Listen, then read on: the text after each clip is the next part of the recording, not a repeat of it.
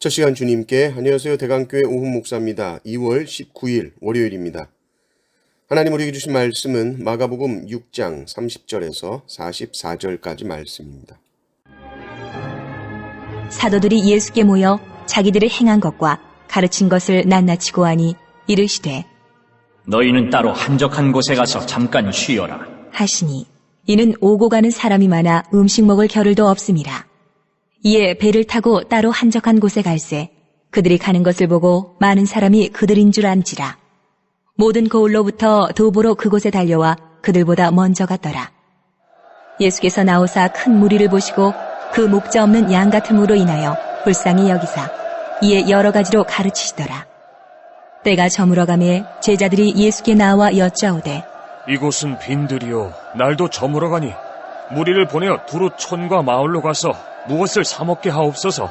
대답하여 이르시되 너희가 먹을 것을 주라. 하시니 여짜오되 우리가 가서 200데나리온의 떡을 사다 먹이리이까. 이르시되 너희에게 떡 몇 개나 있는지 가서 보라. 하시니 알아보고 이르되 떡 5개와 물고기 2마리가 있더이다. 하거늘 제자들에게 명하사 그 모든 사람으로 때를 지어 푸른 잔디 위에 앉게 하시니 때로 100명씩 또는 50명씩 앉은지라. 예수께서 떡 5개와 물고기 2마리를 가지사 하늘을 우러러 축사하시고 떡을 떼어 제자들에게 주어 사람들에게 나누어 주게 하시고 또 물고기 2마리도 모든 사람에게 나누시매 다 배불리 먹고 남은 떡 조각과 물고기를 12바구니에 차게 거두었으며 떡을 먹은 남자는 5,000명이었더라. 아멘. 예수님의 제자들은 지금 힘써 사역을 하고 예수님께 사역 보고를 합니다. 그랬더니 예수님이 이제 좀 쉬어라, 수고했다 하시죠. 그런데 사람들이 너무 많으니까 쉬지도 못하고 뭘 먹지도 못하는 것입니다. 그래서 예수님과 제자들이 배를 타고 떠납니다. 무리들은 예수님과 제자들이 어디로 가는지 아주 관심이 많습니다. 어디로 가시나 보자, 따라가자 우리도. 무리들은 그 배가 가는 곳을 보고 육로로 삥 돌아서 뜁니다. 이들이 얼마나 힘써 뛰었는지 예수님보다 먼저 그곳에 가서 기다리고 있는 거예요. 얼마나 최선을 다해서 뛰었겠습니까? 숨은 턱까지 차오르고 땀은 비 오듯 쏟아졌겠죠. 배가 천천히 노져 그 목적지를 향해 가는 것과는 달리 무리들은 마치 대규모 마라톤 경기가 펼쳐진 것 같았을 것입니다. 무리들이 예수님을 향해 막 달리는 이 모습, 어떻게 보면 좀 무섭죠. 이렇게까지 쫓아온다. 또 이들의 갈급함과 이들의 간절함을 우리가 볼 수 있습니다. 예수님은 이 큰 무리를 보시고 불쌍히 여기십니다. 이들을 보니까 목자가 없는 거죠. 이들을 인도할 사람이 없는 겁니다. 지금까지 이들이 예수님을 만나기 전까지 이들은 자신의 삶을 인도할 목자가 없이 방황했던 그 모습을 예수님이 보신 거예요. 예수님이 이들을 보시면서 너무 불쌍한 것이죠. 그래서 이들에게 말씀을 전하십니다.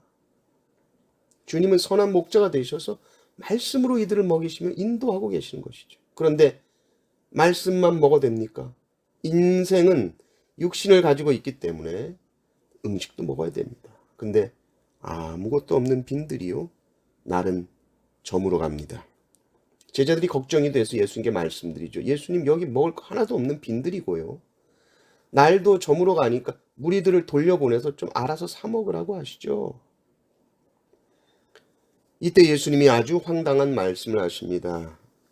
너희가 먹을 것을 주라. 제자들이 대꾸하죠. 한 2천만 원 있어야 됩니다. 200데나리온 있어야 된단 말입니다. 한 데나리온이 1당이니까 1당은 10만 원이라고 치면 200데나리온은 2천만 원입니다. 예수님, 2천만 원 있어요? 이런 말이죠. 안 된다는 겁니다. 못한다는 거예요. 제자들 입장에서 생각해보면 제자들도 짜증이 났을 겁니다. 왜냐하면 쉬러 왔거든요. 무리를 피해서 왔거든요. 근데 또 이들을 먹이는 일을 해야 된다? 이것도 가능하지도 않은 불가능한 일을 말씀하시니까 제자들 입장에서도 힘들죠. 꼭 이 모세가 광야에서 이 백성들이 고기 달라 그럴 때 아니 백성들에게 줄 고기를 어디서 얻습니까? 그런 것처럼 예수님의 이 요청에 제자들은 그럼 2천만 원어치 떡 사올까요? 말도 안 되는 말씀이십니다. 라고 대답을 하죠. 근데 한번 질문을 해보겠습니다. 주님께서는 우리에게 할 수 없는 일을 하라고 하실까요? 주님은 나에게 불가능한 일을 요구하시는 분이십니까? 우리도 이 제자들처럼 이런 생각을 할 때가 있습니다. 우리는 우리의 부족함 때문에 하나님의 능력을 바라보지 못할 때가 많죠. 영적인 눈이 닫히면 안 됩니다. 영적인 눈이 닫히면 제자들처럼 대본에 돈 얘기만 나오는 거예요. 2천만 원 얘기밖에 못합니다.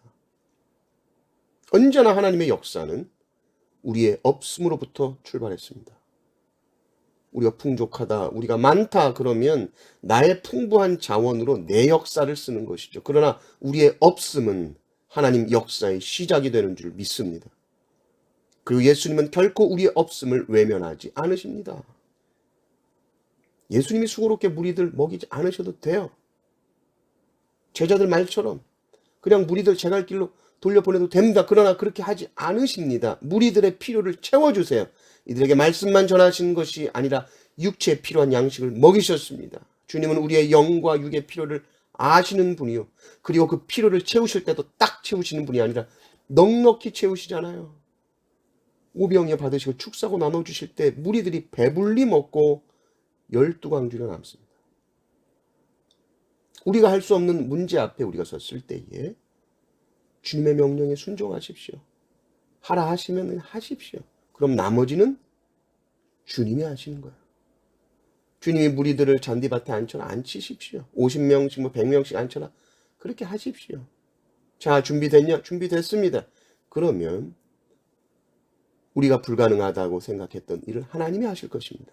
우리는 우리의 할 일을 하고, 우리는 주님께서 명하신 그것만 하고 나머지는 하나님께 맡기십시오. 그리고 기도하십시오. 하나님의 역사가 우리의 삶을 통해 나타날 것입니다. 이 은혜를 누리시기를 주님의 이름으로 축원합니다. 아멘.